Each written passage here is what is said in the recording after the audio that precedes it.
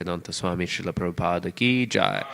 Jai Nitilila Pravishno Vishnupada Paramahansa Privrajagacharya Shtotra Shada Shri Srimad Bhakti Siddhanta Saraswati Thakur Srila Prabhupada ki jai. Jai Nitilila Pravishno Vishnupada Srila Gaurkishore Das Babaji Maharaj ki jai. Jai Nitilila Pravishno Om Vishnupada Srila Satchidananda Bhaktivinoda Thakur ki jai. Jai Nitilila Pravishno Om Vishnupada Vaishnava Sarvabhaum Srila Jagannath Das Babaji Maharaj ki jai. Shri Gauriya Vaishnav Guru Varga ki jai. Prem se kaho Shri Krishna Chaitanya Prabhu Nityananda Shri Advaita Gadadhara Shri Vasadi Gaura Bhakta Vrinda ki jai. Ganga Mai ki jai, Jamuna Mai ki jai, Bhakti Devi ki jai, Tulsi Devi ki jai, Ananta Koti Vaishnav Vrinda ki jai, Nitai Gaura Premanande, Hari Hari Bol, all very similar devotees, Hare Krishna. All very similar devotees, Hare Krishna. All very similar devotees, Hare Krishna. All glories to Sri Guru and Sri Gauranga. All glories to Srila Prabhupada ki jai.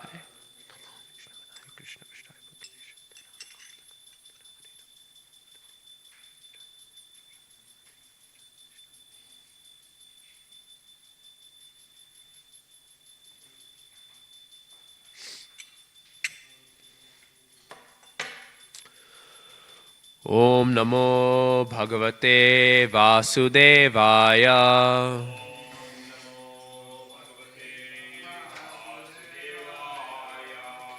Om Namo Bhagavate Vasudevaya.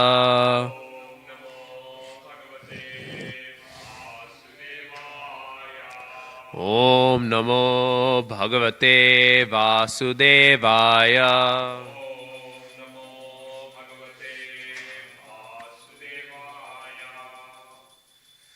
So, reading from Grantharaj Srimad Bhagavatam, Canto 3, Chapter 26, Text 20. Vishwamatma gatam vyanjan Kutastho jagadankurah Svatejasapi bhakti vram Atma prasvapanam tamaha Vishwam atma gatam vyanjan Kutastho jagadankurah Svatejasapi bhakti vram Atma prasvapanam tamaha Vishwam atma gatam vyanjan Kutastho jagadankurah Svatejasapi bhakti vram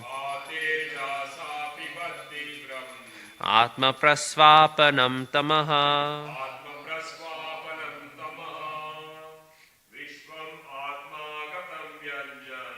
Vishwamatma gatam vyanjan Kutasto jagadankurah Svatejasapi bhakti vram Atma prasvapanam tamaha Vishwam atma gatam vyanjan Kutasto jagadankurah Svatejasapi bhakti vram Atma prasvapanam tamaha. Okay. Vishvam, the universe. Atma gatam, contained within itself. Vyanjan, manifesting. Kutastaha, unchangeable. Jagat Ankuraha, the root of all cosmic manifestations. Svatejasa, by its own effulgence. Apibat, swallowed. Tivram, dense. Atma Prasvapanam, which had covered the Mahatattva, Tamaha, darkness. Translation. Thus, after manifesting variegatedness, the effulgent Mahatattva, which contains all the universes within itself, which is the root of all cosmic manifestations and which is not destroyed at the time of annihilation, swallows the darkness that covered the effulgence at the time of dissolution. Purport. Since the Supreme Personality of Godhead is ever existing, all blissful, and full of knowledge, his different energies are also ever existing in the dormant stage. Thus, when the Mahatattva was created, it manifested the material ego and swallowed up the darkness which covered the cosmic manifestation at the time of dissolution. This idea can be further explained. A person at night remains inactive, covered by the darkness of night. But when he is awakened in the morning, the covering of night, or the forgetfulness of the sleeping state, disappears. Similarly, when the Mahatattva appears after the night of dissolution, the effulgence is manifested to exhibit the variegatedness of this material world. The translation again. Thus, after manifesting the variegatedness, the effulgent Mahatattva, which contains all the universes within itself, which is a root of all cosmic manifestations, and which is not destroyed at the time of annihilation, swallows the darkness that covered the effulgence at the time of dissolution. Translation and purport by His Divine Grace, Srila A.C. Bhaktivedanta Swami Prabhupada Ki Jai. Om Jnanatimirandhasya Jnananjana Shalakaya Chakshurunmilitam Yena Tasmai Shri Gurave Namaha Shri Chaitanya Manobhishtam Stapitam Yena Bhutale Swayam Rupa Kadamahyam Dadati Svapadantikam Vandeham Shri Guru Shri Yuta Kamalam Shri Gurun Vaishnavamsha Shri Rupam Sagrajatam Sahagana Raghunathanvitam Tam Sajivam Sadvaitam Savadhutam Parijana Sahitam Krishna Chaitanya Devam Shri Radha Krishna Padan Sahagana Lalita Shri Vishakhanvitamscha He Krishna Karuna Sindho Dinabandho Jagatpate Gopesha Gopika Kanta Radha Kanta Namostute Tapta Kanchana Gourangi Radhe Vrindavaneshwari Vrishabhanu Sute Devi Pranamami Hari Priye Namo Mahavadanyaya Krishna Prema Pradayate Krishnaya Krishna Chaitanya Namne Goratushe Namaha Vanchakalpatarubhyascha Kripa Sindhubhyeva cha Patitanam Pavanebhyo Vaishnavebhyo Namo Namaha Jaya Shri Krishna Chaitanya Prabhu Nityananda Shri Advaita Gadadhara Shri Vasadi Gaur Bhakta Vrinda Hare Krishna Krishna Krishna Hare Hare Hare Rama Rama Rama Hare Hare. So let me just quickly adjust the stand. Not like that. I'll just move this around. There we go. That's a good say. Okay, that's a little bit better. Okay, so we are continuing through now in this part of Srimad Bhagavatam our discussion of the nature of this material world. We're hearing about the different elements. We've heard all sorts of things. And as I was discussing last week, we're hearing all of this upon the verge of the wonderful glorification of bhakti, or rather we should say the wonderful direct glorification of bhakti that the previous chapter entailed. So, this chapter, however, we shouldn't think is any less of a glorification of bhakti, this Purana, the Srimad Bhagavat Mahapurana. It is Amalam Puranam, right? It is the spotless Purana, and thus it is wonderful and transcendental in all of its descriptions.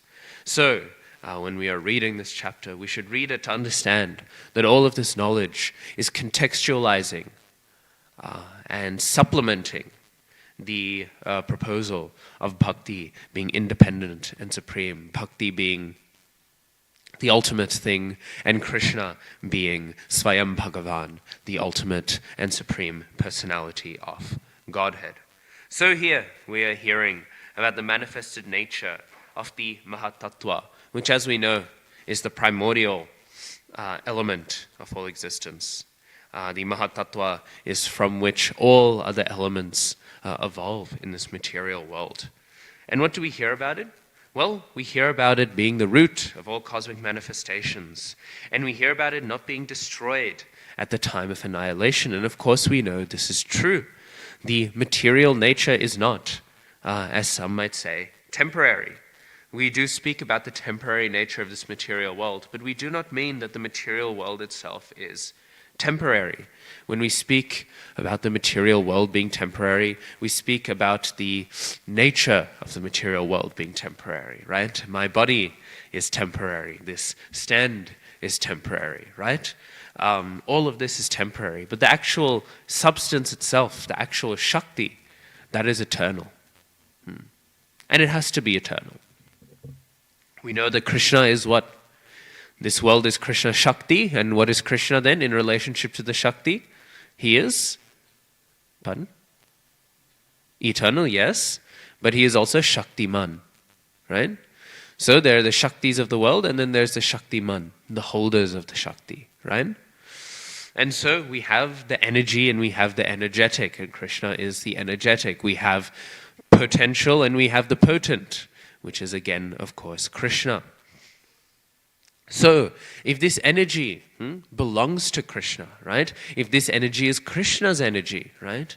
Then there must be something to be said of it, because Krishna is, again, the supreme personality of Godhead, right?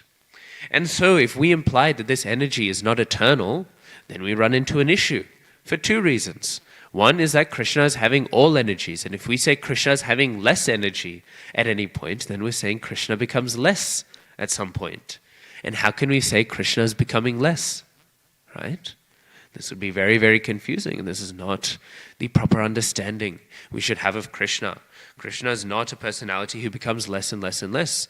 Krishna is a personality who becomes more and more and more. And thus, Krishna's potencies, Krishna's energies, we cannot consider them to ever be destroyed or being removed. The other issue is, well, what is the relationship of Krishna to his energies? What is the relationship? Is Krishna his energies or is Krishna not his energies? What is it? Prabhu, do you know? What is the relationship between Krishna and his energies? Yes, so is he one with his energies or is he separate from his energies? Yes, achintya bheda bheda tattva, right? So we see that Krishna, he is simultaneously one and different from his energies. So if we emphasize the point that Krishna is one with his energies, we run into the same issue, right? If we say that this material energy at some point is destroyed, oh, now we have a problem, right? Because now we say that some part of Krishna is being destroyed, is being removed away. And again then, this is not very good Siddhanta, this is not very good philosophy, to say there is a part of Krishna which is destroyed. So in this sense we see that this material world is eternal, and thus it comes and goes. And where does it go? It gets swallowed into the darkness that covers the effulgence at the time of dissolution. It appears one day, and then it is gone the next, manifested into the pradhana form, which is a non-agitated primordial form of all nature at the time of the cosmic dissolution. And so because of this, we can really speak of this world as being unreal, right? Of course, we know this world is real. It is Mayavad to say that this world is not real. This world is very, very real. What I'm holding here is something real, right? It is not that this is not real. This world is very real. But what is unreal is all of the stories, all of the legends, all of the ideas we tell about this world, that we see about this world. This world is very much like a dream.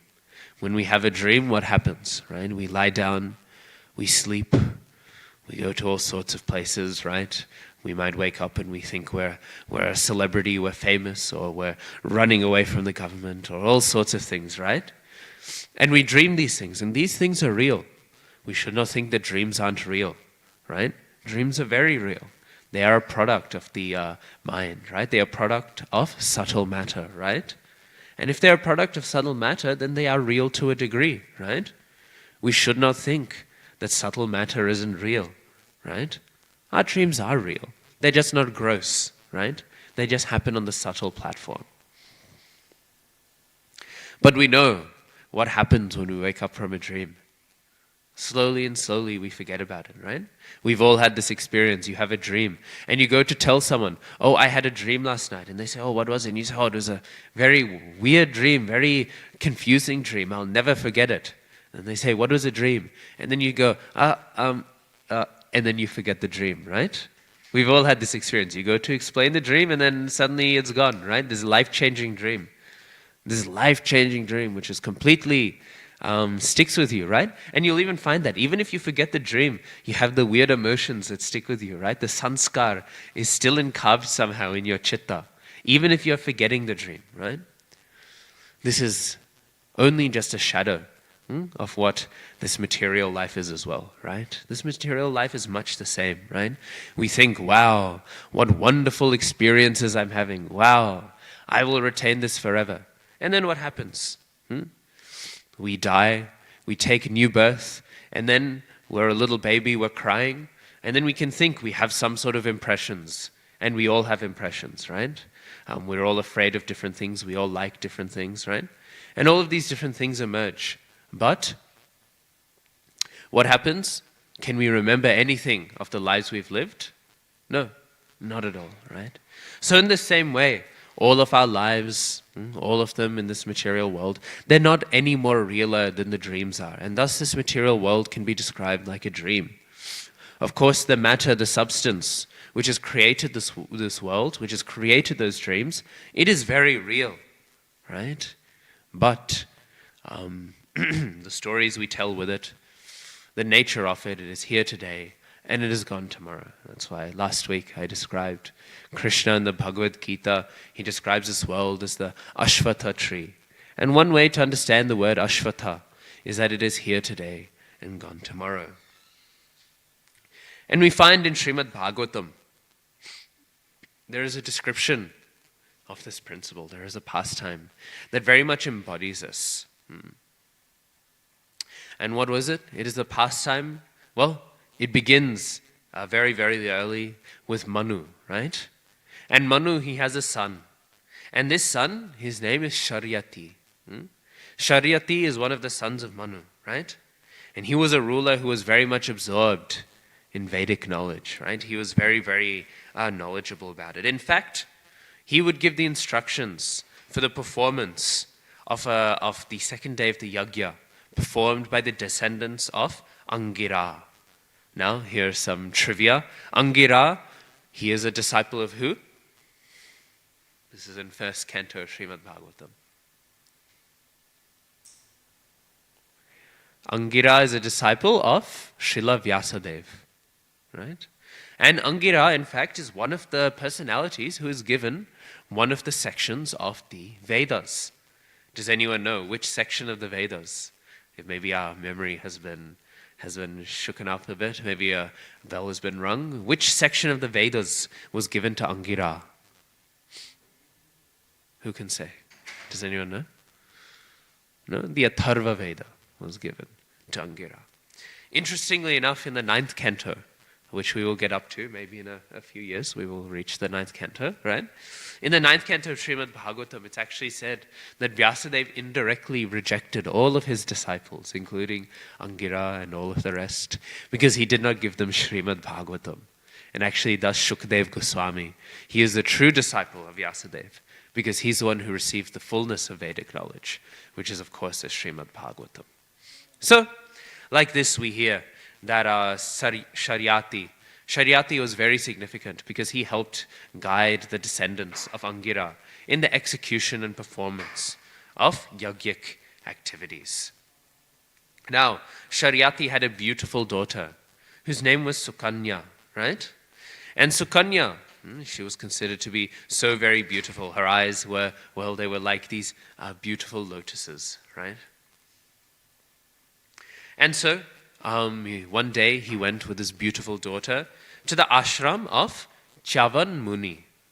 Now, Chavan Muni, he is, of course, very expert in the yogic process. But we shouldn't think that munis inherently are saintly people. This is something we must miss. In one sense, they are saintly, right? In one sense, they are saintly in the sense that they've done lots of feats of sense control and all. But some of them will do this for the goal of material sense gratification and all such things, right?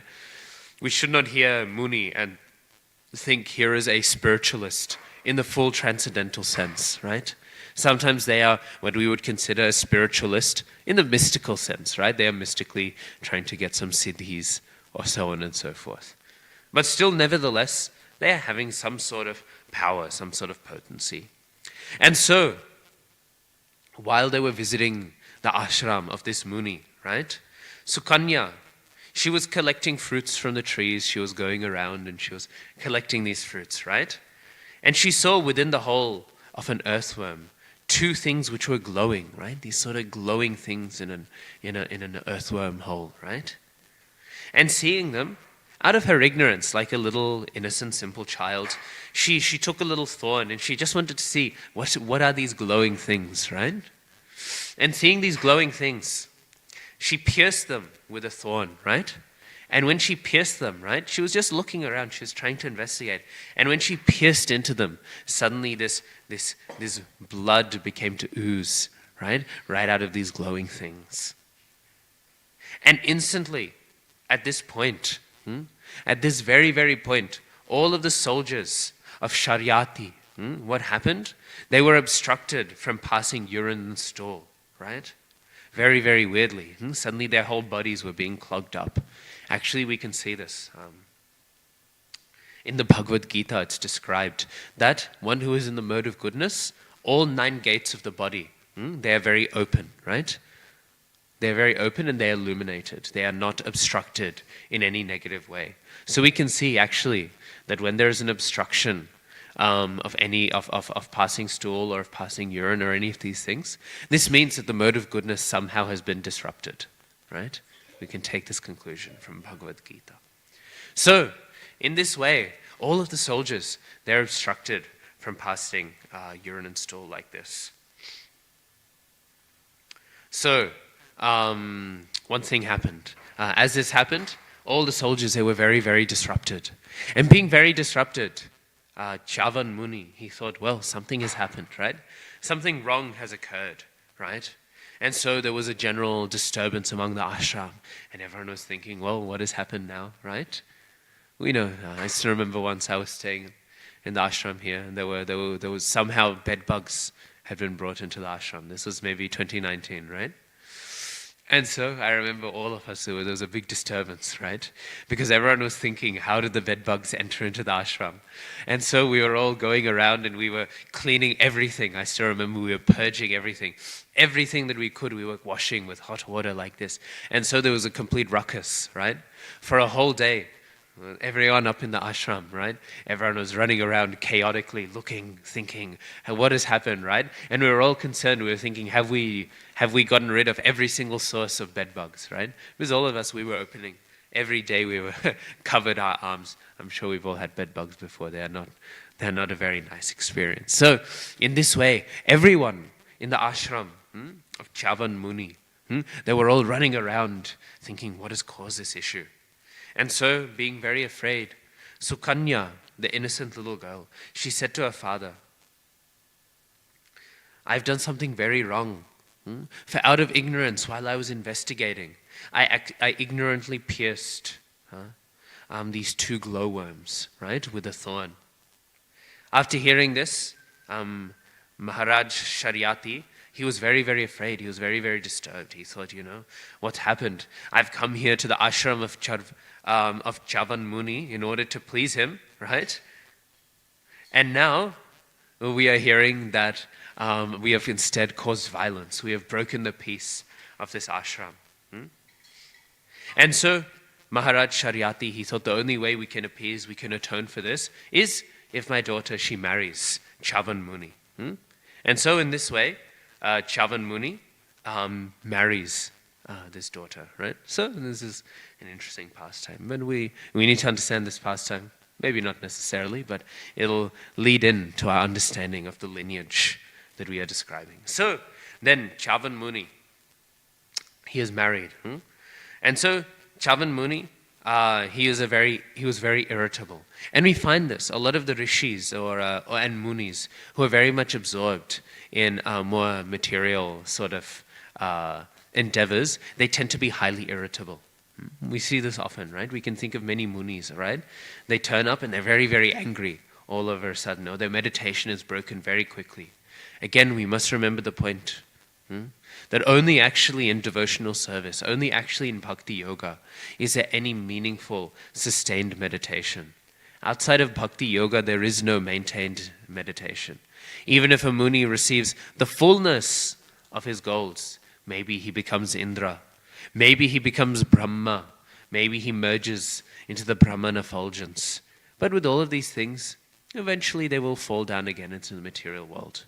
Only if one is engaged in bhakti yoga is there a meaningful stability in one's spiritual life. And thus Chavan Muni was very, very irritable.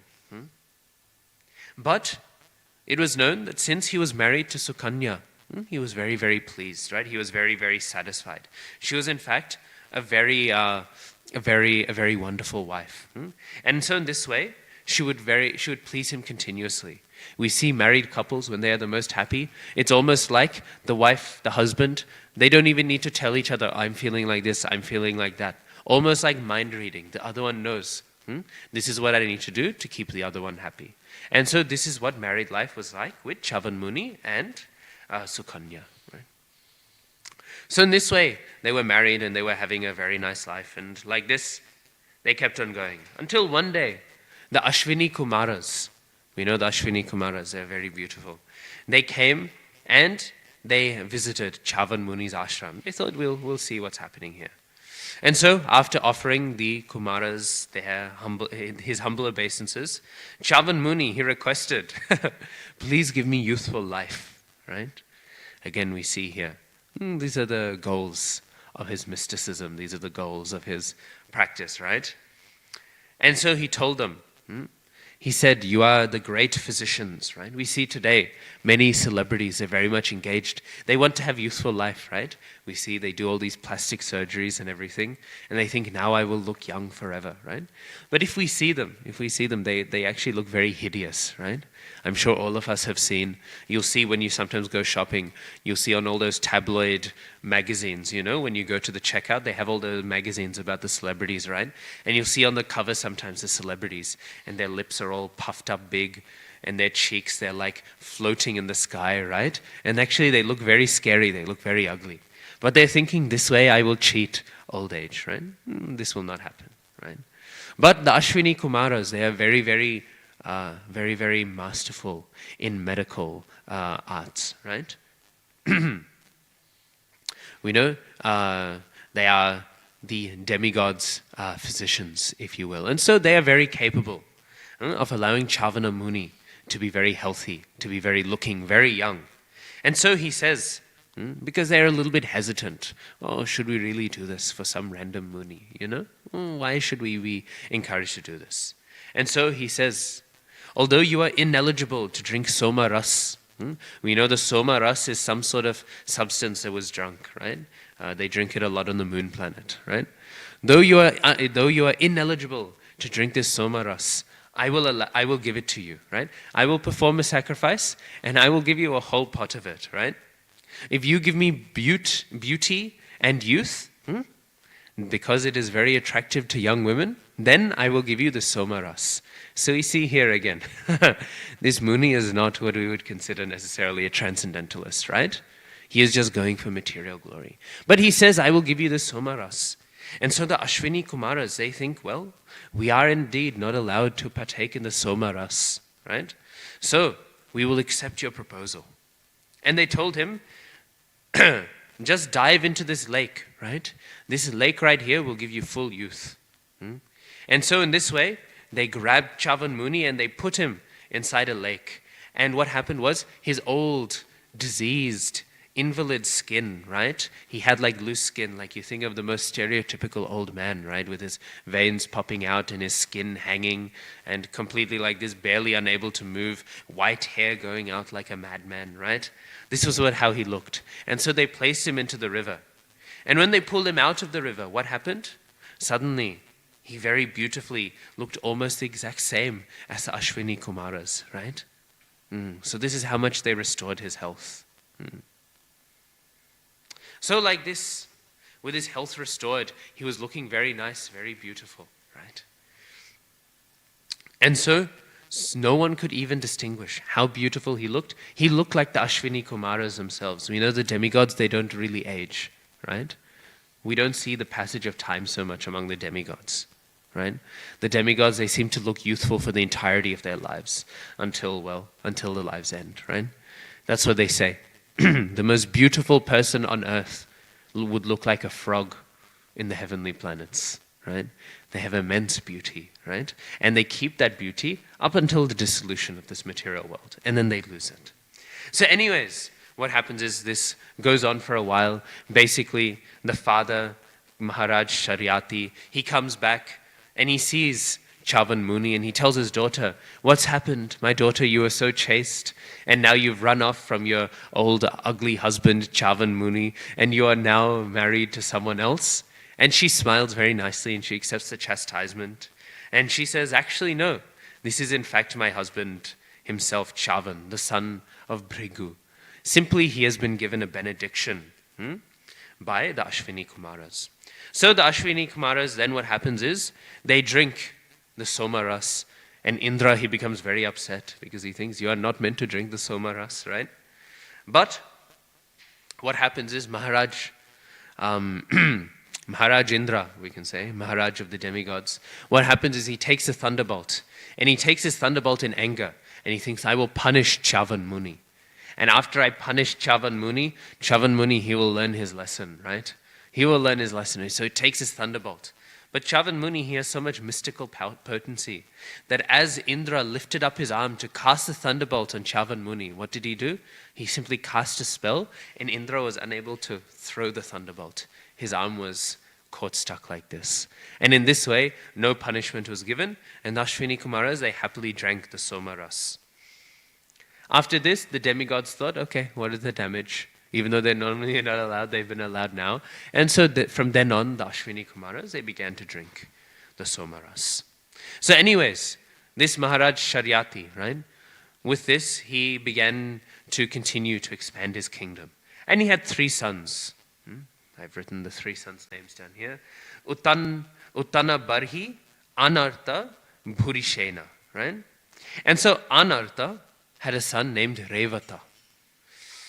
And Revata, it is at this point that we come to the relevant point of the pastime that I wish to illustrate in this class. So Revata, he built a kingdom under the ocean. And this kingdom was known as Kushasthali. Kushasthali was an underwater kingdom, right? All the way under the sea. And so Revata, he had very many sons in his underwater kingdom. And the eldest of the sons, his name was Kakudmi. Now Kakudmi, of course, he is having a very special position. Being the eldest child, he will be the next king. And so he was constantly thinking, how will I be able to continue my kingdom? How will I be able to continue my lineage? And so he took his daughter, Revati. And taking his daughter Revati, he thought, I want to find a very good husband for Revati. Because if I find a very nice husband for Revati, then I will be able to grow my kingdom very nicely. And so he decided, well, who in this world is best to decide a husband for my daughter than Brahma, right? And so he took his daughter to Brahmalok. And together they were in Brahmalok. And so they went up. They went up to that land. In Srimad Bhagavatam, Brahmalok here is described as apavritam. And Vishwanath Chakravarti Thakur, he says apavritam means that Brahmalok, it is beyond the influence of the modes of goodness and ignorance. We know Brahma, he is in this very, very high position, right? Prabhupada goes even further, and Prabhupada even says that apavritam here means that it is transcendental to all the three modes of material nature. Now this is interesting. I'm not sure exactly how we reconcile this contradiction, but my philosophical speculation, if you will, Prabhupada said we are allowed to speculate philosophically, we are just not allowed to speculate mentally. But my philosophical speculation, if you will, is that often Brahmalok is in the mode of goodness. But because our current Brahma is a devotee, we should understand his Brahmalok to be transcendental. Because by his devotional service, it has been made transcendental. This is my understanding. Maybe there's different ways of understanding this. I'd be happy to hear any other ideas anyone else has. But anyways, Kakudmi takes Revati and takes her to Brahmalok. And taking her to Brahmalok, he, I guess you could say, knocks on the front door, right? But Brahma, he did not come. Because Brahma, he was being entertained by the Gandharvas. The Gandharvas were there and they were performing some musical item for Brahma, right? And so they were performing this nice music. We can imagine how wonderful the music would be, right? And so this musical performance was going on, and we know when you're hearing a musical performance, you don't really hear what's going on. And so Maharaj Kakudni, right, he was waiting. He was thinking, okay, I'll wait for this performance to end. And so he sat down and he waited for a few moments. And finally the musical performance ended. It wasn't so long, just a regular song, if you will. And so then Brahma came to him. And so Kakudmi, he offered his long Ashtanga Dandavat pranams unto Brahma. And he told him, I have a desire. I have a real deep-seated desire that my daughter can be married to a really, really great king. I am not sure who to choose of all the princes of the realm for my daughter to marry. And Brahma, he heard this. And hearing this, Brahma, he began to laugh, right? He began to laugh, and Kakudmi, he became confused. He thought, why is Brahma laughing? I thought this is a very noble desire of mine, right? Have you all heard this pastime before? Do you know why Brahma is laughing? So Brahma, he says, Aho Raja Nirudhaste Kalena Hridiye Kritaha. He says, King, all of those who you have decided within the core of your heart, all of those people who you said in your heart, these will be the nice candidates for my daughter to be married, right? They've all passed away. They are all dead. Tat putra pautra napritnam gotra nicha shrinmahe kalobhiya tastrinava chaturyuga vikalpitaha. He said, in the time that you waited for me to finish listening to this performance by the Gandharvas, 27 Chatur Yugas have passed. All of those who you have known, anyone who you've known, forget just the princes and kings, even their sons, their grandsons, and all of their descendants, all of them have lived and died all of their lifetimes. Forget about the kings and their grandsons and their sons. Forget about all of their descendants. Even the names of all of the descendants can no longer be heard. On the earth, you won't even be able to hear the echo of their names. Forget about who they are. Like this, they are simply gone. So we can think, what is the temporary nature of time, right? Simply by going to Brahmalok and spending a few moments there, completely everything that this king has known, that Maharaj Kakudmi has known, is gone away. Not even the echo of their names can be remembered. This is the nature of this material world. Here today, gone tomorrow, right? Temporary, just like a dream.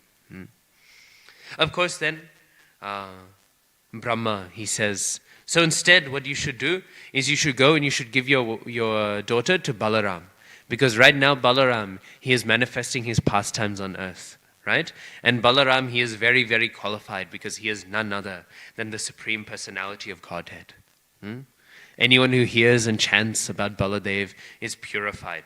So in this way, it would be good for you to do so. And so Kakudmi then, he returns back to the earth planet. And he gives his daughter Revati in marriage to Balaram, right? So in this way, one of Balaram's wives is Revati. In fact, there was one Sahajiya, one bogus incarnation of the Lord, right? So-called incarnation. After Chaitanya Mahaprabhu came, we know Chaitanya Mahaprabhu is a joint incarnation of Radha and Krishna. This individual said, I am the incarnation of Balaram and Revati. But actually this is nonsense, because just some bogus group. But if you ever hear anyone say, our founder is the incarnation of Balaram and Revati, you should say, no, you are a nonsense, and you should run away from such association, okay? So, like this, Revati then becomes one of the wives of Balaram, right? Or rather becomes the wife of Balaram. And so, in this way, he thinks, Kakudmi thinks, well, what can I do? I don't know anyone here. This whole world is simply just an illusion. He goes to his kingdom, and he sees everything where his kingdom used to be is just empty. Nothing is there anymore. Everyone is gone. There is no lineage. Forget about all the people he wanted his daughter to marry. Even his own kingdom, gone, disappeared. And so he thought, well, what to do? So he just retired to Badarik Ashram, and he just engaged in worship of Naranarayan. So in this way, he spent his life, and he simply passed away. So here we see the nature of this material world. It is only real insofar as we experience it. In fact, really the only real thing about this world is I'm experiencing it right now. The moment I stop experiencing this very moment, it's gone. No longer existing, disappeared. So this is the lesson Kakudmi learned, right? On the face of the earth, not even an echo of the life he lived present. But we can speak of a true meaningful life. We can speak of a true real life if that life is involved with Krishna, right? His Holiness Bhakti Vikas Swami Maharaj once said that the only dream that is a real dream is the dream which has Krishna in it, right? And if you have a dream which has Krishna in it, then it is even realer than the life we are living right now, right? Because when Krishna is involved in something, we know the reason why this material world is unreal. Because what? Kalosmi lokakshaya krit pravriddaha, right?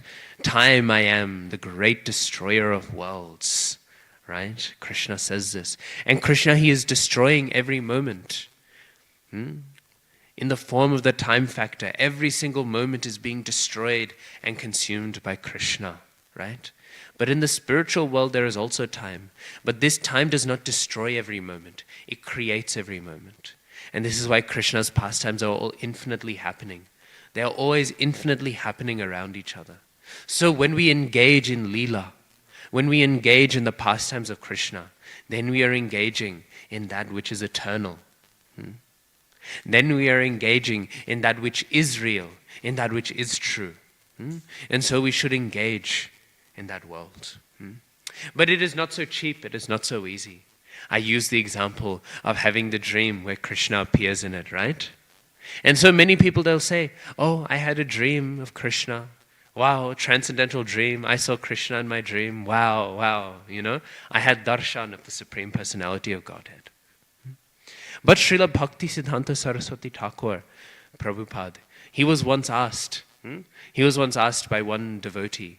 This devotee said, Gurudev, in my dream, I saw Krishna. How should I understand this? And Bhakti Siddhanta Saraswati Thakur, Prabhupada, what he said is, if you actually saw Krishna in your dream, you wouldn't still be in Maya. He said you would not be running after your senses. If you actually saw Krishna, then you would not be so engaged in infatuation with your material senses, right? So thus, what you saw was simply a creation of your mind. Again, we can think of, I was mentioning last week about Paundrak Vasudev, right? This fake Krishna. In our mind, if we try to conjure up some understanding of Krishna, this will not be Krishna, right? If our subconscious develops some image of Krishna, this is not Krishna. This is some fake Krishna, right? Some Paundrak Krishna, right? This is why the Sahajiya path is so dangerous. So many Sahajiyas, what they will do is they will say, oh, I am this Manjari in the spiritual world. I'm having this relationship with Krishna. And while they chant their rounds, they're meditating on their spiritual form. This is a very valid sadhana. we should not think it is not valid to meditate on one's eternal form, right? To meditate on one's eternal form while one is engaged in their sadhana. But this is sadhana for very high-level devotees, right? Not that we can simply think, oh yes, I am a transcendental personality. Oh yes, I'm very transcendental. I am this person. And like this we meditate and think of all sorts of forms. In fact, I know one of my friends, he had a friend who was engaged in these circles, right? And when he went in these circles, he would encounter very many different personalities, right? And so he decided to become initiated, right? And this personality told him, you are so-and-so Manjari, and you are this many years old. And he took this personality, and then at one point he was no longer so inspired in Krishna consciousness. And after being not so longer so inspired, he blooped and he went away. But then later on, he came into contact with another personality like this. And he thought, okay, now I want to take initiation again. I want to be serious now. And so he took initiation from this other person. This other person also told him, you are so-and-so Manjari, you are this years old. But he told him completely different details, right? He told him a completely different name, a completely different age like this. And so from here we can see that even though this process is a valid one, Bhaktivinoda Thakur practiced it. Bhaktivinoda Thakur very much promoted this idea that the Guru can tell you what your form is in the spiritual world and everything, right? But still, even though it is valid, not very many people are validly performing it, right? And thus, it is a very high process. So anyways, we should not think there is some created Krishna in our mind and, oh, this is Krishna. Krishna is not so cheap that simply by speculating with our mind, we will have darshan of Krishna. Still, we should think of Krishna. But we should think of Krishna with the understanding that our mind is becoming purified and we are understanding Krishna better and better and better and better. We should understand in this sense Krishna. And in this sense we should always be meditating upon the form of Krishna. And we should always be chanting Hare Krishna, Krishna Krishna, Hare Hare. Hare Rama, Rama Rama, Hare Hare. Because if we chant this mantra, and if we hear about Krishna, and if we discuss about Krishna, then our mind will be purified. And then maybe eventually we will have a genuine,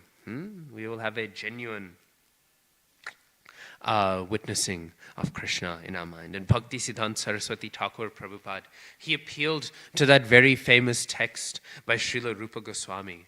We might know it with Rupa Goswami. He says, do not go to Keshi Ghat. Do not go there. Do not go to Keshi Ghat. This is a very famous verse, right? If you have any intent to keep your worldly friends or to have any success in this life, then do not go to Keshi Ghat. Because if you go there, you will see that wonderful Lord Govinda, right? Who is playing his flute with his wonderful three bending form, right? And playing that flute very beautifully. If you see that, if you hear that, you will be completely intoxicated. And being completely intoxicated, you will have no hope left. Your life will be a failure. You won't be able to think of anything successful. You won't be able to do anything. Simply, you will just be intoxicated by this little blue boy. This will be all that you can achieve. So do not go there. Do not visit Keshi Ghat. Bhakti Siddhanta Saraswati Thakur Prabhupada, he quoted this text. And he said, if you really saw Krishna in a dream, do you think this is the same Krishna that Rupa Goswami is saying? Avoid him at all costs, otherwise you'll be completely intoxicated? No. Because we will say, oh, I had a dream of Krishna. But we will think, oh, I still like, maybe I want to have a chocolate bar. Maybe I want to sleep in. Maybe I want to see cinema films. Maybe I want to see all these things. We are still in Maya then, right? So, it is not such a cheap thing to see Krishna. But we should still hanker to truly see Krishna. Because if we do truly see Krishna, then we will see there is an actual eternity. There is actual reality. Not this dreamlike existence. And so we hear once, a long, long time ago, the four Kumaras, they went and they asked Brahma some questions, right? Brahma, he is, as we know, he is very intelligent, right? He knows a thing or two, right? He has created this material world. But still, nevertheless, he is material, right? And so he doesn't have full understanding of this world. So what happened is once the four Kumaras, they went and they asked Brahma. They said, "Oh Brahma, can you tell us, we are knowing this world. People's minds are so naturally attracted to material sense objects, right? And similarly, the sense objects, it's almost like they are attracted to the mind. They're always going in and out like this. So how can we ever desire liberation, right? If we are constantly attracted to the objects of the mind, right? This is a very good question, right? We are feeling this all the time. And so Brahma, he thought, this is a very good question. Actually, even I do not know the answer to it. So we can see what a difficult issue it is to overcome the infatuation of the sense objects. Even Brahma, he's thinking, I'm going to need to, and who wants to be a millionaire? They say, we have to call a friend, right? So Brahma, he decides, I will call a friend. And so he calls and he prays. And so Krishna, he appears in the form of Hamsa avatar. Now the Hamsa avatar is in which category of avatars? Do we know? The Hamsa avatar is the Yuga avatar for Satya Yuga, right? So the Hamsa avatar appeared. And so when the Hamsa avatar appeared, all of the sages, right? They all looked at him and they said, "Who are you?"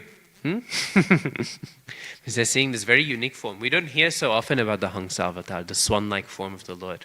We hear about many other avatars, but this is somewhat a rare form. And so very elusively, this Hamsa avatar replied.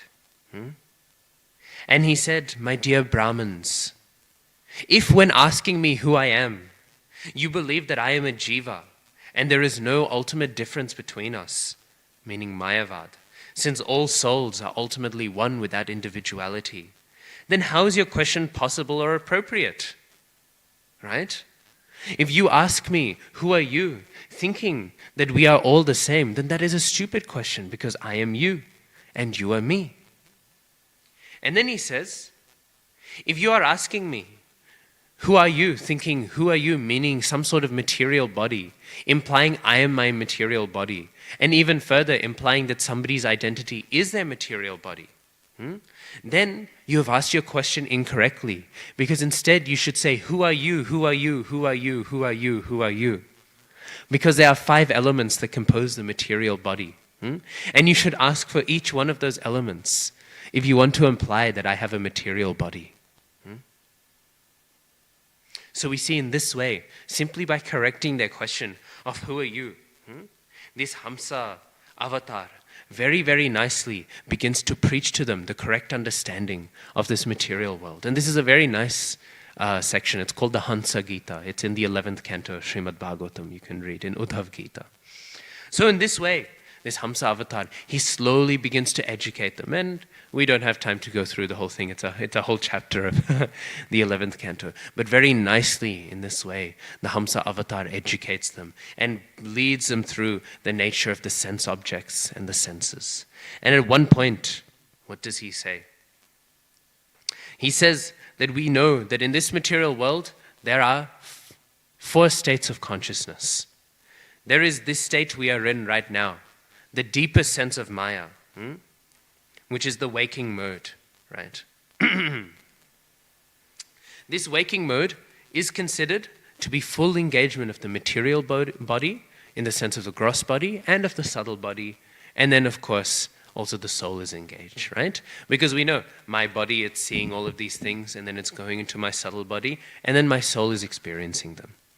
Then when a person is sleeping, there is the next level. And this level is called dreaming sleep. And in dreaming sleep, we see what? The gross body is no longer doing anything, but still the subtle body, it is generating experience. And so the soul is experiencing these experiences, right? And so in this way, we see the next level of experience, right? But what is even deeper than dreaming sleep? Who can tell me?